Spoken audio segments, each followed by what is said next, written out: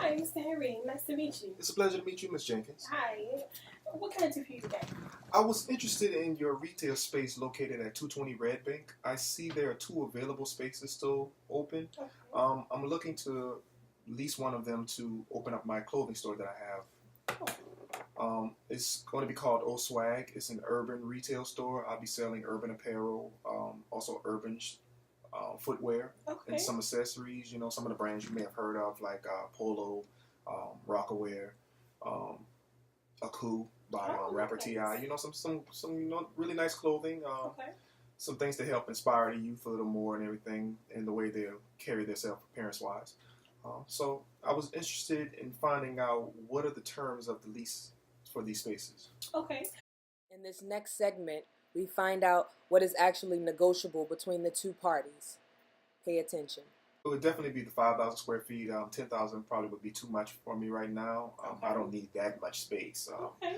So I would definitely go with the 5,000. How much are you asking in rent for that right now? Well, as of right now, I'm asking $1 per square foot, so that space you're looking at would be $5,000 a month. Is that amount negotiable, or is that set in stone? Well, the thing is, it's always negotiable. So, Okay. What were you thinking about? Currently, I can possibly afford $3,500 to $4,000. Okay. Yeah, that probably would be my price range right now for it, everything, $35,000 to $4,000. And also with that, would the terms also be month to month, or is this a 3 to 5 year lease?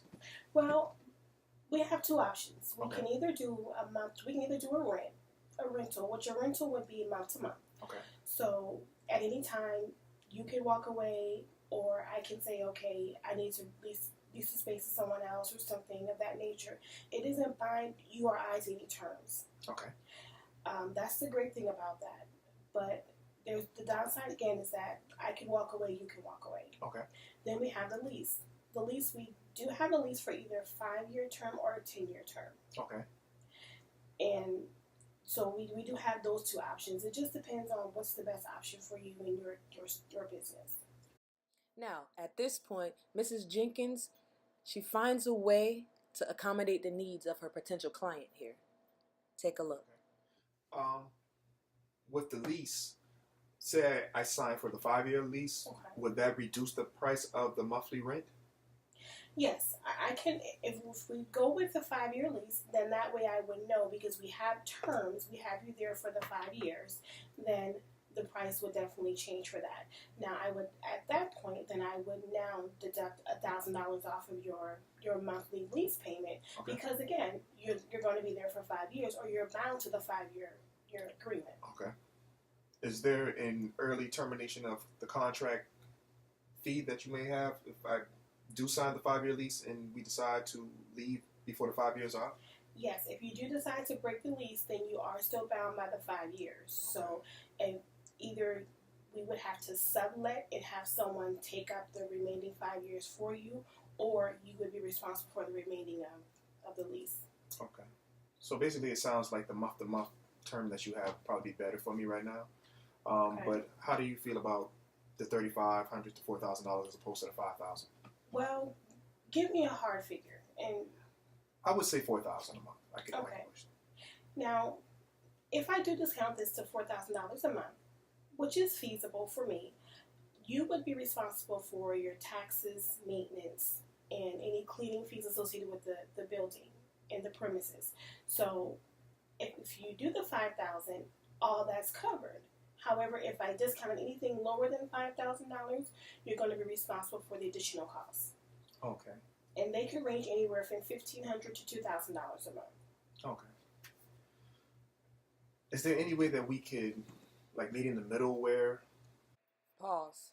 Now here is where the compromising style begins. Take a look. The maintenance fees and the lease payment is coming in. Because I could possibly do $4,500. Okay. Would that be enough to cover the maintenance and the common areas and everything? Would that be enough? Well, let's do this. Let's say, and let's put this in writing, that we can do the $4,500. Okay. But let's do that for 6 months. Okay. and then we can renegotiate at that point to see where we are and to see where we need to go, and if that's sufficient or if we need to do any type of increase. Okay. That sounds good. Is there any way, like you said, we can put it in writing? Is there any way that I can actually have a couple of days to think about it and get back with you? Sure.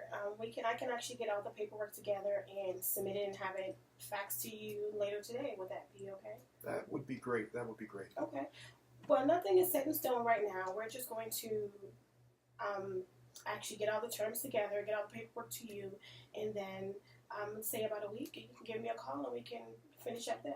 Sounds good. Sounds good. Okay. Good. So, Thank you very during much. this mock negotiation that we've seen today, we've learned that compromising style is a great way to get what you want out of the situation. You know, sometimes compromise can take you a long way. You never know until you ask.